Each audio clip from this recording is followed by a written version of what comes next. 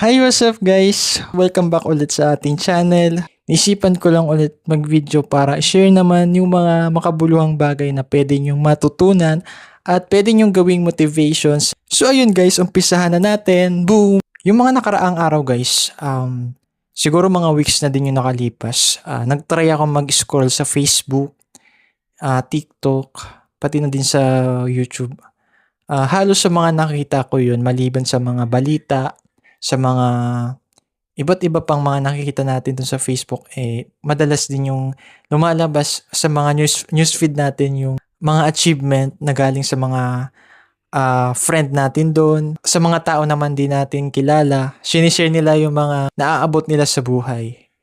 So, after ko makita yun, parang masaya naman ako sa mga nakikita ko na yun. Masaya ako sa naaabot nila kahit hindi man natin yun kilala. Halos sa mga nakikita ko na yun, yung iba nakabili na ng kotse, yung iba may mga negosyo na, may mga stable na trabaho na matataas ang sahod, nabibili na nila yung mga motor na gusto nila, yung mga phones na gusto nila, at ano-ano pa, kahit ano-ano pang mga bagay yung madalas na finiflex din nila sa mga social media.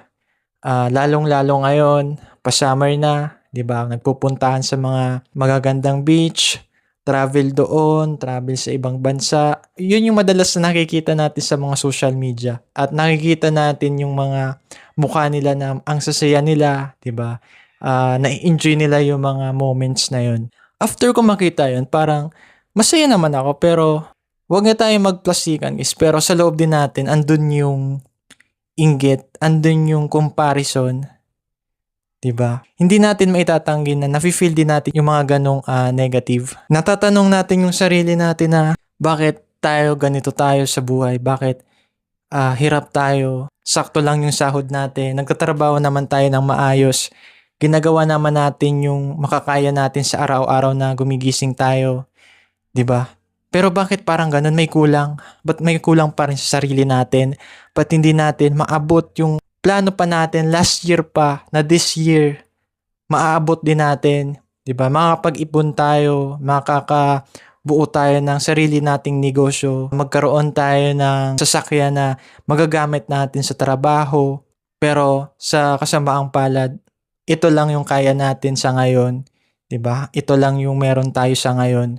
Kahit gaano tayo nagpakahirap pero parang ang bagal ng usad ng progress natin, parang dumating tayo din sa point na hindi talaga natin naiwasan na ikumpara yung sarili natin sa kanila, 'di ba? For example din, may mga instances din na nalalaman din natin mismo sa mga pamilya natin, sa mga barkada natin, hindi lamang sa social media, yung mga achievement na naaabot din ng mga kakilala nating mga tao. Mga kasabay mo sa college noon, yung mga nakaklase mo nung high school na halos level lang kayo, 'di ba? Naka-survive kayo sa mga lessons, 'di ba? Lalo na nung college. Parehas naman kayo sabay mag-aral, sabay naman kayo nakapag-graduate. Pero bakit ganun? Bakit siya nauna? Ba't ako ganito? 'Di ba? Na-realize niyo yun, guys, yung parang ba't nung college okay naman ako sa klase, 'di ba? Hindi naman ako bumagsak. Pero ba't ngayon sa realidad na buhay parang ako yung bumabagsak. Samantalang sila yung nakaangat. Na-realize niyo yun, guys? Na kung bakit ganun? Bakit parang napaka-unfair? 'Di ba? Ba't parang walang dumarating na opportunity na kakagaan naman ng buhay natin? Bakit parating sa kanila na lang lahat? Parang ganun, 'di ba, guys? Ba't nangyayari sa atin yung ganito? 'Di ba? Ang sakit ng sampal ng realidad na buhay, 'di ba? Ang sakit niya manampal. Yung tipo na sana magising ka na lang, 'di ba, na hindi ganito yung buhay na gusto mo. Na sana maabot mo na yung pangarap na pinapangarap mo talaga dati pa. Kaya guys, sa video na ito yung realization ko. Ito na din yung magiging advice ko sa inyo. Based na din sa mga nakikita ko. Nakakatulong yung mga tao din na sinishare nila yung mga success nila sa buhay and nagbibigay din sila ng advice sa mga taong nakapanood sa kanila. Hindi lamang flex, hindi lamang ganito, 'di ba? It's a good way para magkaroon ka din ng motivation na kung kaya nila, kaya mo rin. Kaya kumbaga para sa akin, hindi naman siya masama talaga totally. Nagawin mo din silang inspiration hanggat hindi mo tinitignan yun as negative din sa buhay mo na may parang hindi mo napapansin. Paunti-unti, yun yung nagiging dahilan para manliit ka sa sarili mo, mawalan ka ng kumpiyansa sa sarili mo. Hindi siya magandang ihemplo as gawin mo siyang motivation kung gano'n na yung nafe-feel mo. Pero kung nakakatulong naman yun sa buhay mo, wala naman masama. Basta keep it up lang na huwag kang kainin ng sarili mong emosyon, sarili mong nararamdaman. Nakadepende talaga yan sa mga tao na kung paano nila tatanggapin yung mga ganong nakikita nila sa social media or sa mga ibang tao. Kumbaga yung tagumpay niya, natutulungan ka din. Pangalawa guys na mai-advise ko din sa inyo is yung sa mga panahon na to na walang-wala ka pa, na hindi mo pa naaabot yung mga pangarap mo sa buhay, sana matuto kang makontento muna sa kung anong meron ka ngayon. Lahat ng bagay na gusto mo, maaabot mo din yan once na nagsikap ka, na nagsacrifice ka, na nagtiyaga ka. Makakamit mo din yan. Kailangan lang sa mga panahon ngayon maging matatag ka, makontento sa kung anong meron ka. Huwag mo ipilit yung mga bagay na wala ka. Huwag mo i-pressure yung sarili mo sa mga nakikita mo sa mga katrabaho mo, sa mga nakikita mo sa ibang tao. Wala siyang magandang maidudulot kung sa ngayon na walang-wala ka, hindi ka nakokontento. What more pag naging success ka na sa buhay, naging matagumpay ka na tao, marami ka ng negosyo, kung hindi mo na-feel yung contentment na yun, walang mangyayari sa'yo. Babagsak at babagsak ka pa rin. Kumbaga, yun na yung maghihila sa'yo pababa pag hindi ka marunong makontento. At ang example lamang dyan ay yung mga hindi makontento sa buhay kung ano-ano na yung bisyong pinasok, nagsusugal, at kahit ano-ano pa para lang maabot nila yung pleasure na gusto nila na dati hindi nila nararanasan. At ang panghuli guys, huwag na huwag mong ikumpara yung sarili mo sa iba. Kasi ginawa tayo ng Diyos na magkakaiba.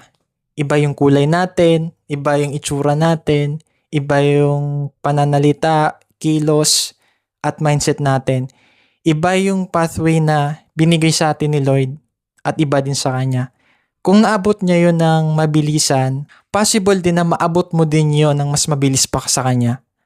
Or possible din na magkaroon ng delay, babagal man yung progress mo sa buhay bago maabot mo yung ganong buhay na gusto mo.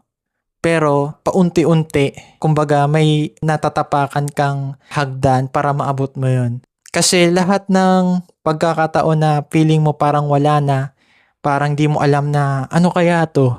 May pag-asa pa kaya to? Yung araw-araw na lang na kinakikita mo yung sarili mo na parati na lang pumapasok naman ako sa trabaho, gumigising naman ako ng maaga pero parang wala kang nakikitang improvement. Hindi yun dahilan para ikumpara mo yung sarili mo. Kasi kahit man na mabagal yung improvement na yun, basta gumagalaw ka, focus ka sa goal mo, mararating mo din yan. Tignan mo lang yung pinagdadaanan nila. Maabot mo din yun. Kung nagawa nila, kaya mo rin. Kailangan lang magtiwala ka lang sa sarili mo at kay Lord. Siya lang yung magbibigay sa'yo ng tamang landas para hindi ka maligaw. Kasi kung may mga delays man, ibig sabihin yan, possible baka maligaw ka pag once makapunta ka doon sa destination mo. Baka sa journey mo mismo, pag sobrang bilis baka madapa ka, di ka na bumangon. Diba?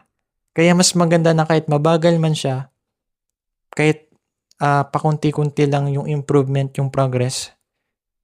Pero kung natumba ka, nadapa ka, unti-unti ka ding bumabangon. Isa yung magandang halimbawa na kayang-kaya mo. Isa yung magandang sign, 'di ba, na magtatagumpay ka talaga. So ayun lamang guys, ayun lamang yung maibibigay ko sa inyo na payo or advice. Nakadepende naman kung tatanggapin niyo yun as motivation, as guide sa buhay nyo, sa trabaho nyo. Ang mahalaga, focus ka sa pangarap mo, walang imposible. Ngayon, may pinunla ka na, lalaki din yung puno na yan, mamumunga din yan, at finally, ma-harvest mo din yung tagumpay na pinapangarap mo. Kailangan lang maging mapanatag ka, be consistent, tiwala sa sarili, pananalig sa Diyos. Huwag kang mainggit sa anumang nakikita mo sa kanila. Huwag mo ikumpara yung sarili mo sa kanila kasi unique ka, kakaiba ka sa lahat. May kaya ka na hindi nila kayang gawin. Kaya tiwala lang, malayo na yung narating mo kaysa dati. Kahit na malayo pa yung lalakbayin mo, pero malapit ka na din dun. Gets nyo ba yun, guys? Sana sa video na to, nakapag-reflect ka na kung ano yung maganda bang gawin para maabot mo agad yung mga pangarap na yun. So kung nagustuhan nyo tong video guys, pwede nyo tong i-like and comment na lang kayo kung ano yung gusto nyong ibahagi, kung na-inspire ba kayo dito, kung ano yung mga nararanasan nyo na gusto nyo din, ma-inspire din yung mga makakabasa, mga panood sa video na to, pwede nyo naman ibahagi. Libre lang naman guys, wala yung bayad, promise. So ayun lang guys, for more updated na videos, pwede kayo mag-subscribe sa channel ko. Pag-usapan natin yung mga kahit anong bagay sa daily life natin, 'di ba? Makapag-inspire pa tayo. Maraming salamat guys sa panonood ng video na to at natapos nyo. Hanggang sa ulitin. Babush!